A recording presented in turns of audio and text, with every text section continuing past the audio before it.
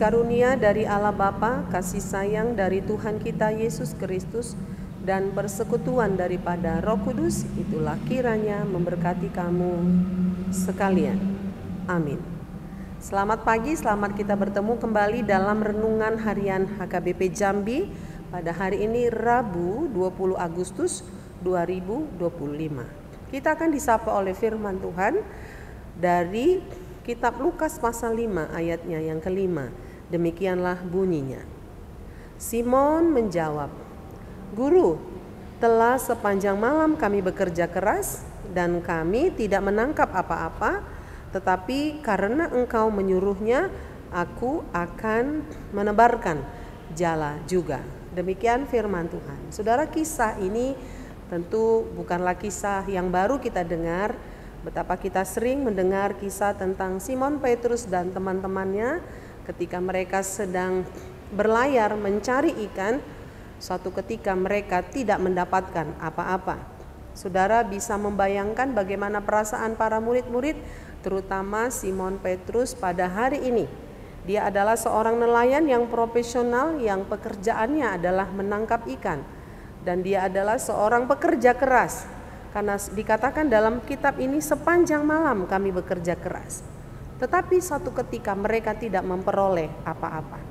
Saudara, cerita ini menggambarkan kepada kita bahwa situasi hidup yang kita alami bisa saja seperti yang dialami oleh Simon Petrus. Tidak selamanya apa yang kita kerjakan berhasil. Tidak selamanya apa yang kita sudah usahakan dengan sungguh-sungguh sesuai dengan harapan kita. Tetapi hal yang sangat penting yang kita boleh perhatikan pada perikop kita pada hari ini, di tengah-tengah keadaan yang kecewa, tubuh yang sudah letih karena sepanjang hari mereka bekerja, Yesus datang menghampirinya. Saudara, ini berbicara bahwa Tuhan adalah Allah yang maha hadir di dalam kehidupan kita. Dia hadir bukan saja ketika kita sukses, tetapi ketika kita dalam kekecewaan, ketika kita tidak mendapat hasil apa-apa, Yesus mau datang menghampiri kita. Dengan tujuan adalah untuk memberikan kekuatan kepada kita. Ini berbeda dengan manusia. Ada banyak manusia hadir untuk saudaranya ketika saudaranya mengalami kesuksesan, keberuntungan, naik pangkat, dan sedang mengalami hal-hal yang baik. Tetapi dari Yesus kita belajar bahwa Tuhan mau datang kepada orang yang sedang kecewa, yang sedang mengalami ketidakberuntungan. Tuhan menghampiri Simon Petrus untuk menebarkan jalannya. Artinya adalah lewat cerita ini, ketika kita gagal, jangan berhenti. Tetaplah berusaha, tetaplah bekerja. Hanya yang perlu adalah perubahan haluan. Itu yang diinginkan oleh Tuhan Yesus. Tuhan Yesus berkata kepada Petrus, "Hai Petrus, tebarkanlah jalamu." Ya, artinya adalah tidak ada kata putus asa di dalam Tuhan. Di dalam Tuhan mari kita selalu berusaha. Berusaha terus dan berusaha terus. Nah, kita melihat dalam perikop ini ketika Simon mendengarkan perintah Tuhan, maka dia menebarkan jalannya kembali. Dan dia berkata bahwa karena Tuhan Yesus menyuruhnya, maka dia menebarkan jala itu. Artinya di sini, saudara, di tengah-tengah kegagalan itu, karena Tuhan sudah menghampirinya dan Tuhan menyuruhnya kembali, maka dia taat dan patuh.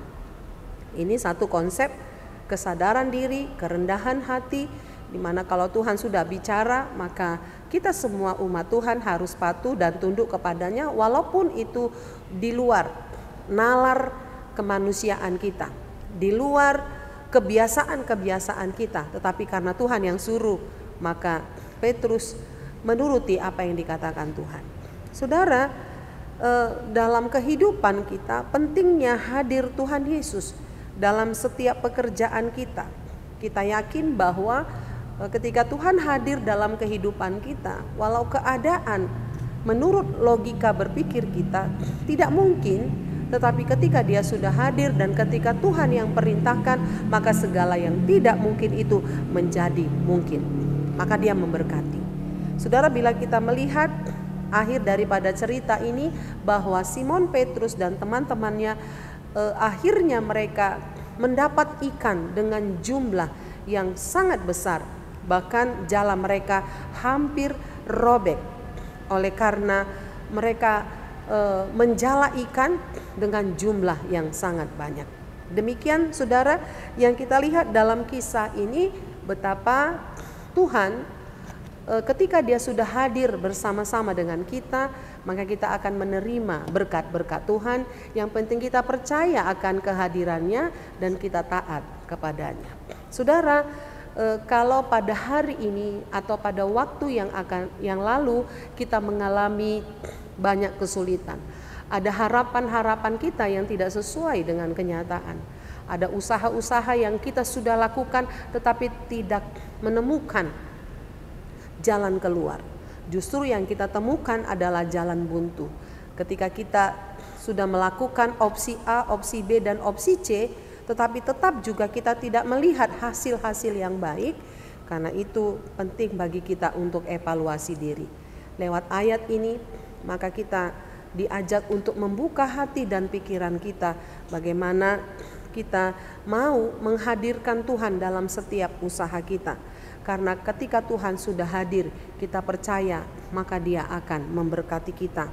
Kita menuruti konsep cara kerja Allah yang kadangkala saudara tidak sesuai dengan logika berpikir kita, tetapi ketika Tuhan sudah perintahkan, maka Dia akan melakukan, mengerjakannya. Maka yang terjadi adalah keajaiban, maka yang terjadi adalah ketakjuban akan kuasa dan akan pekerjaan Tuhan. Inilah yang indah dari ayat ini menyapa kita pada pagi ini. Kiranya ayat ini menghantarkan kita untuk terus bersikap optimis di dalam hidup ini, agar kita tidak ada kata putus asa, agar tidak ada kata pesimis dalam hidup ini. Walau susah, tetapi ketika Tuhan mau menolong kita, maka Dia akan menolong kita. Kita diberkati oleh firman Tuhan pada hari ini. Amin. Kita bersatu di dalam doa. Ya Tuhan, terima kasih betapa sering kami mengalami seperti Petrus dan teman-temannya. Ada banyak kadang usaha yang sudah kami lakukan tidak membuahkan hasil. Tetapi ketika Tuhan sudah hadir, maka dilihat ada kuasa. Ketika Tuhan sudah memberkati, maka apa yang kami rasa tidak mungkin itu justru yang Tuhan kerjakan.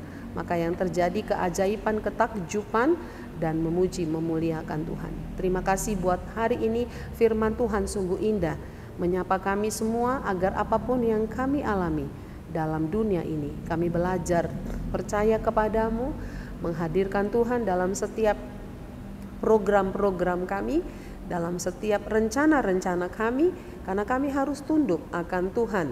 Karena apa yang kami rencanakan belum tentu menjadi rencana Tuhan, maka kami berkata kehendak-Mu lah yang jadi.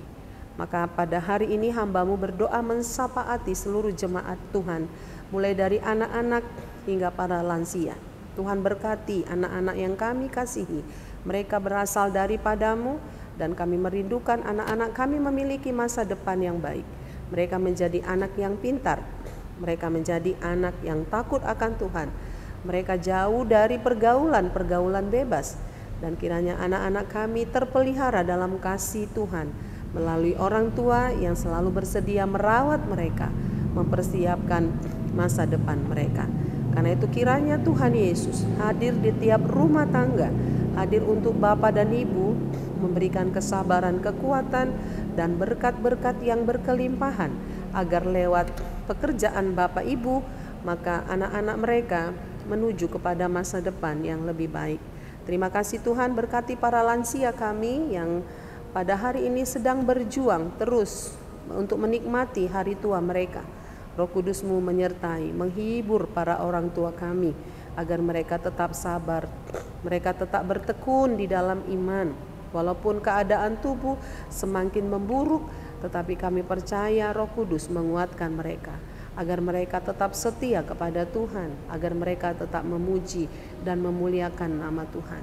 Ajarkanlah para Bapak Ibu lansia, agar waktu yang Tuhan beri kepada mereka, mereka sebagai pendoa-pendoa untuk gereja, untuk bangsa dan negara kami, untuk setiap keturunan yang Tuhan telah beri kepada mereka. Terima kasih Bapa di sorga, berkati jemaat-Mu yang sedang dalam kesulitan karena ekonomi, juga Tuhan tolong mereka agar Tuhan memberkati pekerjaan tangan daripada jemaat Tuhan, mereka yang berusaha.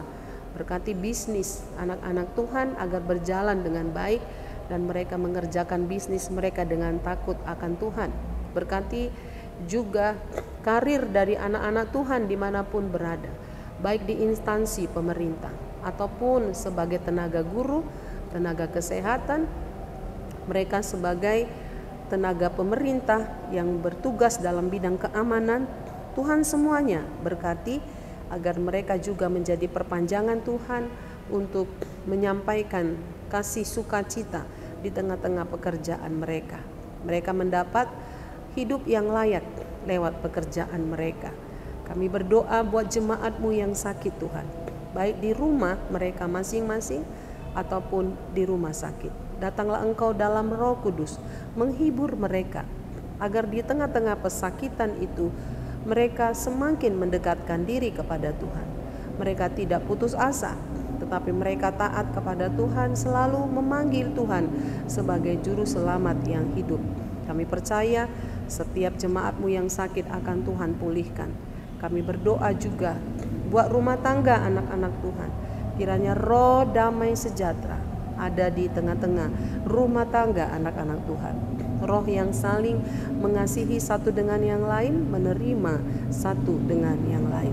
Terima kasih Tuhan, berkati gereja menjadi saluran berkat untuk menyampaikan kebenaran firman Allah lewat hamba-hamba Tuhan yang Tuhan utus di tengah-tengah gereja, sehingga lewat hamba Tuhan jemaat-Mu dipulihkan, jemaat-Mu diingatkan untuk selalu takut akan Tuhan. Terima kasih ya Bapa di sorga, kami percaya Engkau Allah kami yang selalu hadir dalam kehidupan kami. Terpujilah Engkau Bapa di surga, di dalam Yesus kami berdoa dan mengucap syukur. Amin. Salam, selamat pagi, selamat beraktivitas, nama Tuhan ditinggikan dan dimuliakan.